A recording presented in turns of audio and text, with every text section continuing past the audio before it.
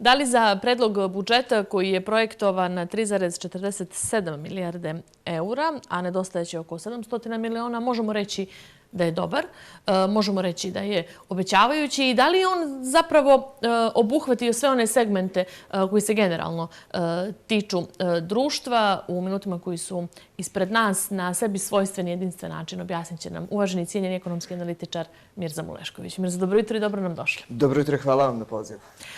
Pa kakvu biste ocjenu dali za početak predlogu budžeta za 2024. Pošto sam tu ispred slušao prethodnog sagovornika, moram da kažem prvo da vi postavljate stvarno super pitanje koje se odnose na budžet. Drugo da većinu stvari koje je gospodin Belan rekao se slažem jer negdje je bilo očigledno nakon samog gledanja budžeta gdje smo i šta smo. Moram reći da za razliku od prethodnih budžeta ovaj budžet daje jasno definisane kapitalne projekte što jeste veoma značajno i što jeste dobro i to moramo da kažemo da jeste veliko unapređenje u odnosu na prethodne 3 godine gdje smo imali budžete sa preko 300 kapitalnih projekata, a 70% od tih 300 projekata stepen realizacije tokom godine je bio 0. Znači imali ste projekte da popune kao ukras, da budu u budžetu i da jednostavno samo stoje tu.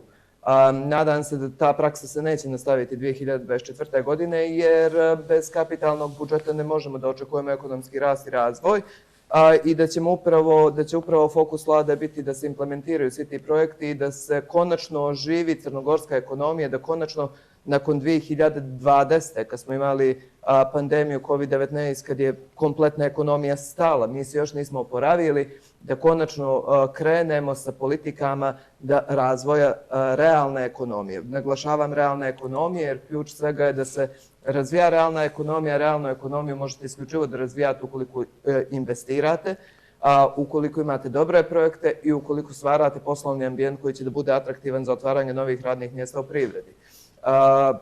Ono što kad pogledamo na prvu loptu budžet, nema velike razlike između prošlogodišnjeg i ovoga, osim u tom dijelu kapitalnih projekata.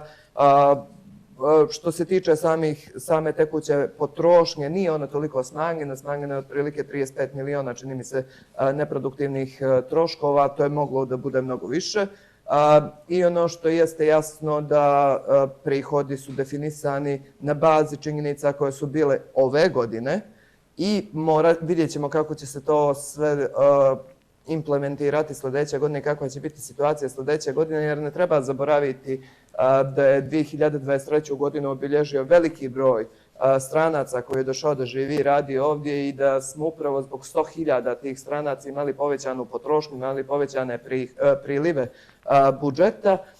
Šta će se desiti ukoliko dođe do zaustavljanja rata u Ukrajini? Ja se nadam da će do toga doći jer mislim da smo više ušli u fazu da sve više i više nevinih ljudi gine i da bi to trebalo zaustavljati. Kakve posljedice može da donese rat Izraela i Palestine? Da li i to može da dovede do određenih globalnih poremećaja i naravno da vidimo kako će se kretati unutrašnje politike jer i od unutrašnjih politika u velikoj mjeri zavisi samo punjenje budžeta. I kada govorimo o generalnom budžetu, gospodin Spajić na preskonferenciji za novinare najavio je da se započinje snažan investicioni ciklus. Sa druge strane, ministar financija Novica Vuković je kazao da će biti pokrenuta ta investiciona aktivnost i da ćemo biti efikasniji u korištenju evropskih fondova. Ja se nadam. To je stvarno lijepo čuti, ali ne smijemo da zaboravimo da smo to čuli i od prethodne vlade. Tako da nadam se, to je stvarno jedna od najboljih vijesti koje smo čuli prethodne 3 godine. I ako bude tako, ja ću uvijek podržati te stvari jer sve reforme koje su najavljene, kako ove godine, tako i naredne godine, se ne mogu raditi bez dugoročnog investicionog ciklusa. To smo svi pričali i treba da bude jasno da bez toga ne možemo da računamo na ekonomski rast i razvoj, ne možemo da računamo na održivi rast penzija, ne možemo da računamo na održivi rast zarada. Ono što je veoma bitno naglasiti da ako pogledate njihovu najavu, to zvuči perspektivno. Ali ako pogledate ono što se dešavalo to jest ove godine, jer ja sam već ušao u 2024. godinu sa podacima, ove godine imate informacije da priliv direktnih stranih investicija je smanjen za 50% odnosno na 2022. godinu.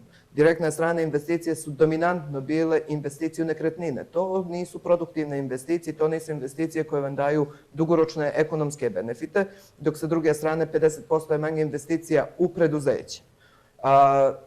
Kreirali smo sliku o Crnoj Gori veoma negativnu u tom investicionom dijelu, jer posljednje 3 godine sve što se moglo čuti o Crnoj Gori na međunarodnom nivou je bila politička kriza. I to je obilježilo. Često me pitaju šta je obilježilo 2023. godinu ekonomije, ja kažem politika i politička kriza. I ukoliko se nastavi takva politička kriza, ukoliko se nastave prepucavanje, ukoliko se nastavi nekomunikacija između vlade i parlamenta, opet ćemo da uđemo u taj problem. Moramo da budemo veoma jasni da relevantni i dobri investitori prate sve izvještaje. Pa onda se vratite na 3 posljednje izvještaje Evropske komisije koja su negativna. Vratite se sve ostale izvještaje koje su za Crnu Goru. Prva rečenica je politička nestabilnost. Nadam se da smo to prevazišli i da ćemo upravo krenuti da gradimo ambijent koji će biti atraktivan za privlačenje investicija i za otvaranje novih radnih mjesta, jer ono što je bila karakteristika poslovnog ambijenta i investicionog ambijenta posljednje 2 godine jeste nestabilnost, jeste netransparentnost i upravo zbog toga su investitori išli. Moramo da imamo stabilne politike, moramo da imamo politike koje se donose u dijalogu i moramo da imamo politike koje su dugoročno planirane. Ne možemo da mijenjamo zakone, poreske politike i sve ostalo preko noći, jer upravo to tjera investitore, upravo to tjera privrednike, jer kad stvorite takav ambijent, niko neće da otvara svoje preduzeće i da rizikuje svoj novac da funkcioniše u bilo kojoj državi. Tako da to je, osim tih investicionih projekata koji su najavljeni, to je druga stvar koja mora da se posveti pažnju posebna vlade, a to je da se stvori poslovni investicioni ambijent, ali da se stvara u dijalogu sa svim relevantnim akterima. Jer ako bi pogledali i taj dijalog u prethodne 3 godine, on nije ni postojao. Većina odluka se donijela bez konsultacija, većina odluka se donijela bez ekonomskih analiza, što je loše. I takvu politiku ne treba da nastavimo, već upravo predstavnici privrede, predstavnici zaposlenih i svi ostali moraju da budu uključeni. Pa evo, da moram priznati, prethodni sagovornik je to spomenuo, sam budžet nije prošao sve komisije. To nije dobar znak. Ajde, to bi trebala da bude formalna procedura i to nije obavezujuća, ali je to negdje praksa koja se radila. I upravo kroz tu praksu se stvara dijalog. Jer mnogo više ljudi vidi taj budžet. Mnogo više ljudi vidi bilo koje zakonsko rješenje i može da da određenu sugestiju. Te stvari treba da zanemarimo, te stvari moraju da budu u prošlosti, moramo da se vratimo dijalogu i održivom donošenju politika. Kad kažemo održivo donošenje politika, to su politike koje imaju ekonomsku analizu, da vidimo kako će to da utiče na sam budžet, kako će to da utiče, ako pričamo o bilo kojem zakonu koji se odnosi na ekonomiju, na privredu, kako će to da utiče na zaposlene i na kraju krajeva da vidimo koji će to da budu benefiti za građane Crne Gore. Da li su negdje očekivanja bila realna da za privredu bude malo više novca izdvojeno, da negdje sektor privrede, poljoprivrede bude malo više finansijski i jače podržan? Jer mi smo to često komentarisali. Ono što je problem kod nas jeste zapošljavanje u javnoj upravi. Kako ćemo mi da sve ovo realizujemo ako već imamo 2000 novozaposlenih u javnoj upravi, plate koje se... Mnogo više od 2000 novozaposlenih. Prema ovim nekim, hajde tako da kažemo, zvaničnim podacima. Koliko će to negdje utjecati na samu realizaciju svega onoga što je planirano budžetom i da li je na osnovu toga realno očekivati rast ekonomije od 3,8% koje je gospodin Vuković najavio? Imate situaciju, to je predstavljeno i u ovom budžetu, ja sam očekivao, mada možda i rano za takva očekivanja, da će krenuti sa reformom javne uprave. Ovaj budžet to ne prepoznaje. I ove godine je teško da možemo da očekujemo da se desi bilo što u tom dijelu, jer dogod imamo toliko opterećenje sa troškovne strane, ne možete da očekujete da imate ulaganje u bilo koji sektor. Pričamo o nekoj cifri, čini mi se da je posljednja cifra bila oko 80.000 zaposlenih u javnom sektoru. To je preko 30% zaposlenih u Crnoj Gori. Što znači da vama 30% građana radno aktivnih koji su zaposleni, preko 30% radi u javnoj upravi. Sve to finansira privreda. Privreda je generator novca, privreda je generator novih ekonomskih vrijednosti, a ako pogledate kakva je privreda Crne Gore, nije dobro. Jer ono što se dešavalo od 2020. godine, pa imate pandemiju, pa smo imali utjecaj rata u Ukrajini, u značajnoj mjeri oslabilo crnogorsku privredu, pa imate 20.000 blokiranih preduzeća, milijardu dugovanja između preduzeća, što vam jasno govori da je teška situacija u privredi, a privreda sve to treba da finansira. Ono što je negdje, ukoliko želimo da i vlada se posveti daljem razvoju svih onih sektora koji bi trebali da budu prioritet Crne Gore, da se posveti razvoju sjevera, što bi trebalo da bude osnovo, morat će da se krene i u te reforme. Ono što ja kažem, to su bolne reforme, ali te reforme će u jednom trenutku morati da se dese. Da bi se desile te reforme, mi moramo prvo da kreiramo ambijent za razvoj privrede. Jer ne možete ni da uđete u takve reforme gdje bi trebalo određeni broj zaposlenih da pređu u realnu ekonomiju. Vi morate da kreirate ambijent da bi upravo ta privreda postala atraktivna. Ono što je kreirano prethodne 2 godine jeste da su plate u javnom sektoru veće nego u privatnom sektoru i samim tim postavite pitanje da li će nekome to da bude atraktivno ili će svi da idu u javni sektor. Naravno da će svi da idu u javni sektor, što je loše, jer vi stvarate jedno tromo društvo. Često čujemo da je naša administracija neefikasna. Ja ne volim da koristim taj termin jer tvrdim da u našoj administraciji rade kvalitetni ljudi. I tu moramo da budemo veoma jasni. Uvijek postoji izuzeci, ali dominantno naša administracija jeste kvalitetna. Da li je spora? Jeste. I upravo ono što treba da radimo, ako ne želimo da smanjujemo broj zaposlenih, ajmo onda tu administraciju da napravimo da bude u službi privrede. Jer to treba da bude posao administracije, da bude u službi građana i privrede. Da napravimo da bude mnogo efikasnija, da bude mnogo brža, da bude mnogo dostupnija privredi, da se na određena rješenja ne čeka po mjesec dana, godinu dana, jer na taj način smanjujete mogućnost da neko otvori novo preduzeće, otvori novo radno mjesto. I s druge strane, vlada naravno u nekom narednom periodu mora da pokrene mnogo veće ulaganja za nerazvijene sektore, da se kreiraju fondovi koji će da garantuju, kao garantni fondovi koji će da garantuju za razvoj tih sektora, jer imate poljoprivredu, imate IT sektor, energetiku, to su sve potencijali koje treba iskoristiti. Imate sjever koji je napustilo preko 50.000 ljudi i to je ogroman potencijal koji treba iskoristiti. Odlično je što se spominju, vidjet ćemo kako će se implementirati investicioni projekti koji će da spoje sjever sa centrom i sa jugom. I ajde onda, šta će nam putevi ukoliko ne razvijemo privredu i na sjeveru? Jer ako paralelno sa putevima razvijate, na primjer, poljoprivredu sjevera, za 3 godine vi možete naš proizvod da plasirate tokom turističke sezone. Jer ono što jeste karakteristika da tokom sezone kad sjednete bilo gdje u restoran ili kafić, čak našu vodu ne možete da nađete.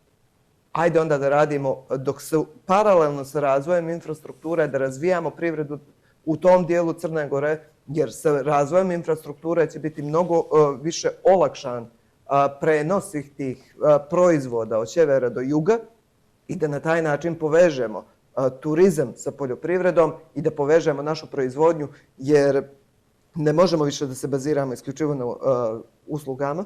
To je dominantno na što smo se bazirali, turizam, trgovina. Moramo da razvijamo poljoprivredu, moramo da razvijamo proizvodnju, moramo da budemo svjesni. Najveći dio novca koji ostaje državi jeste od proizvodnje. Od usluga ostaje najmanji dio novca. Tako da to su neki prioriteti koji bi trebali da budu u narednoj godini, u narednim godinama, jer su to neke dugoročne stvari, a ono što bi vlada morala podhitno da se konačno vrati tom strateškom upravljanju ekonomijom, jer prethodnih godina smo imali upravo donošenje odluka bez strategija, bez ekonomskih analiza. Ukoliko želite dugoročno da radite na razvoju bilo koje oblasti, morate da imate strategiju. Morate da imate jasne korake što je neophodno uraditi da bi to razvili. I da imate akcijne planove i da se vidi na koji se način ti akcijni planovi implementiraju. To nismo imali. Mi nismo imali ni srednjoročne planove za upravljanje javnim financijama. Tako da veliki je posao pred donosiocima odluka. Veliki je posao.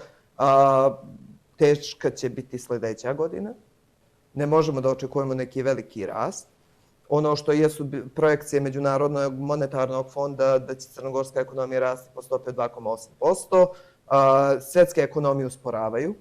Određene velike ekonomske sile imaju problema, čak ulaze u negativne ekonomske tokove, tako da će biti veoma izazovno. Ono što jeste negdje pozitivno su najave da će Euribor od drugog kvartala 2024. godine krenuti da pada, pa onda možemo da očekujemo malo manje kamate, ali iz ugla, evo ako posmatramo naš budžet, bit će veoma zanimljivo vidjeti pod kojim kamatnim stopama ćemo se zadužiti, a to zaduženje neće biti malo.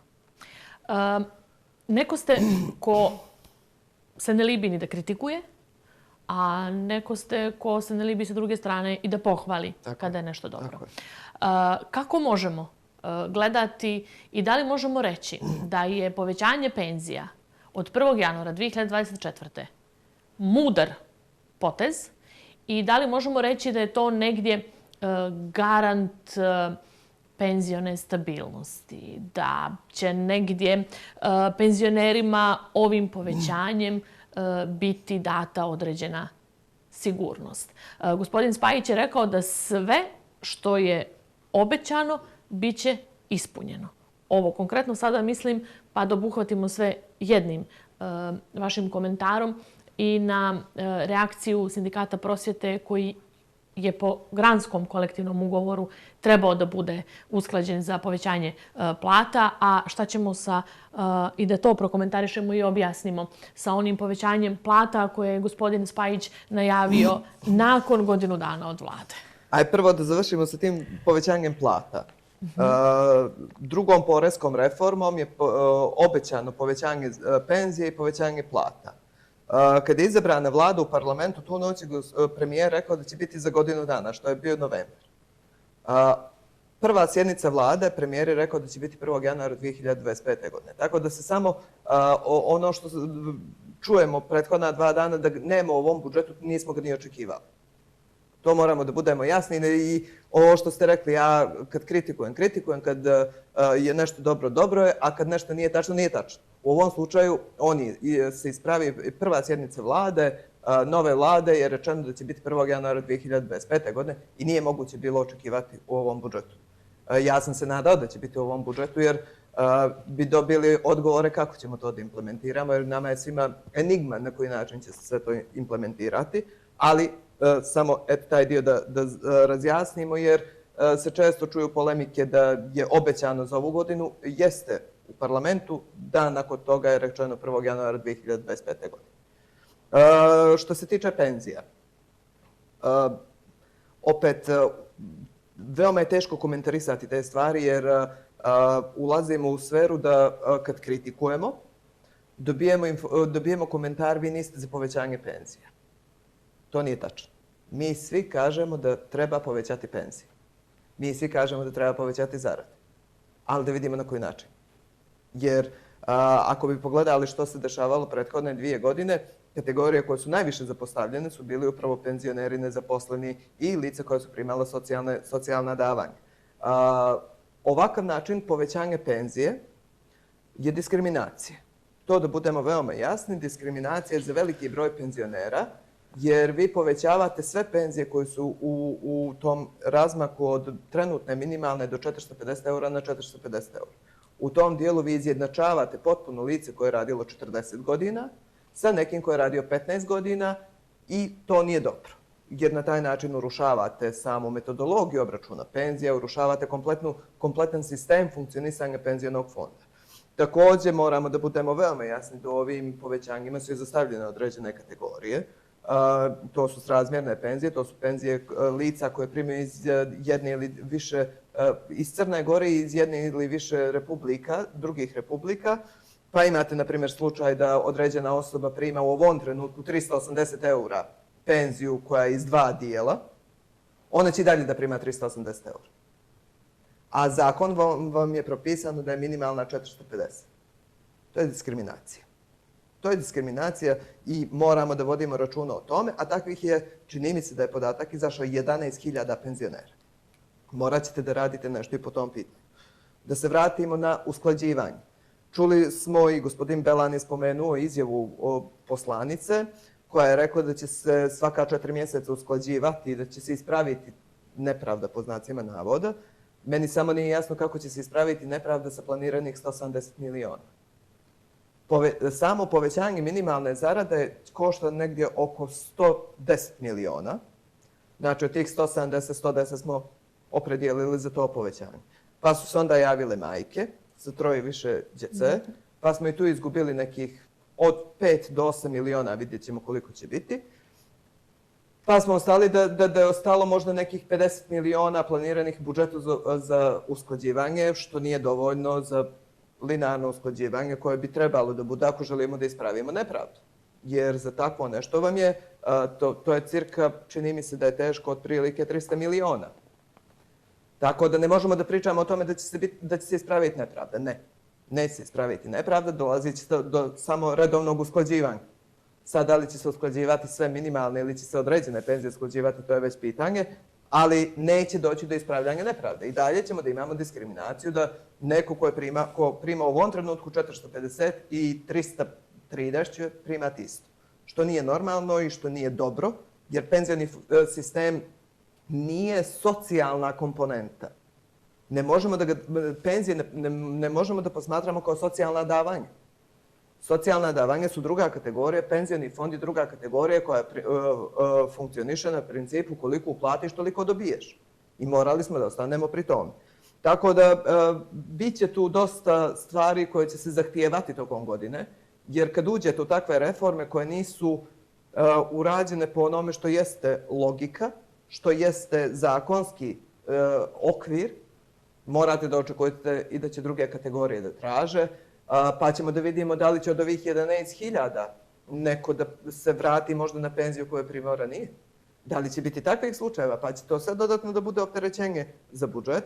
Također ono što, ako pričamo o socijali, visina MOP-a morat će da se povećava jer 80 eura u ovom trenutku su i ranije, da ne pričamo ranije, gdje je mnogo više vrijedilo 80 eura, u ovom trenutku moramo da kažemo da ne vrijedi skoro ništa, jer se sa 80 eura ne možete ni račune da platite. Tako da će i to morati da se poveća, pa ćemo da vidimo koliko će da budu sva ostala povećanja zbog povećanja minimalne penzije i prosječne penzije, jer imate određene naknade koje se vezuju za upravo prosječnu penziju, tako da ćemo da vidimo koliko će to sve da poveća rashode budžeta i ono što je veoma bitno, to je gospodin Belan spomenuo, a to je nešto što, moram da kažem, je postala naša svakodnevnica, da vidimo na što će da liči budžet posle parlamenta. To je veoma bitna stvar, jer i prošle godine i pretprošle godine smo imali predlog budžeta, jedan koji je ušao u parlament i imali smo drugi koji je izašao iz parlamenta. Da vidimo kako će to da bude ove godine, jer ne treba zaboraviti, ako pričamo o zaduženju, da je gospodin Spajić 2021. godine imao istu metodologiju. Čini mi se da je bilo 750 i 500 miliona rezerve. Tada poslanici nisu usvojili 500 miliona dodatnih. Da vidimo da li će se to desiti ovaj put. Tako da bit će dosta amandmana.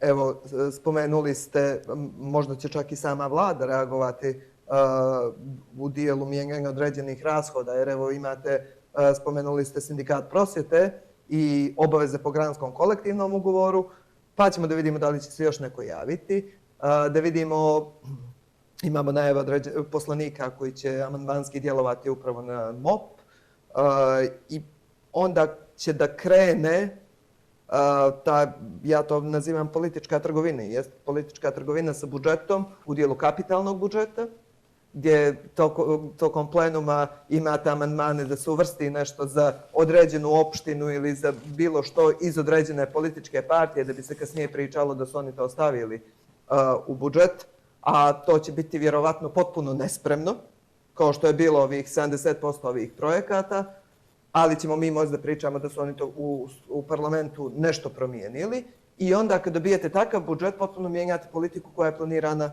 od strane vlade.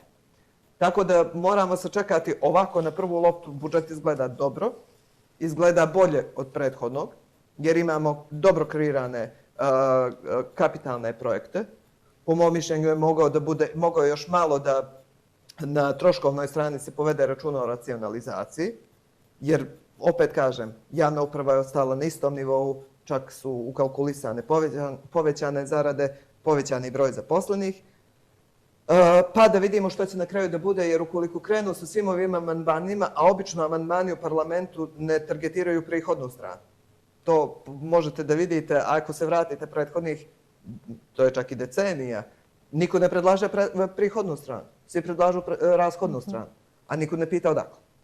A čini mi se da su prihodi u ovom budžetu veoma, ajde ja ću reći, optimistički kreirani, jer moramo da budemo veoma pažljivi kako će se sve ono što sam rekao na globalnom nivou razvijati, kakva će nam biti potrošnja sljedeće godine i ono što je veoma bitno, moramo da vidimo kakva će biti unutrašnja politika, jer od toga mnogo zavisi da li ćemo i dalje biti prepoznati kao politički nestabilna ili ćemo se vratiti na taj kurs da nam je Evropska unija prioritet, da ispunjavamo svoje obaveze iz tog dijela, da budemo opet prepoznati kao neko ko koji je ušao u reformski ciklus, da postane članica Evropske unije, ili ćemo da budemo upravo oni, kako su nas neđe nazvali, najveći od najboljeg kandidata i prvog kandidata za Evropsku uniju do najvećeg problema evropskih integracija.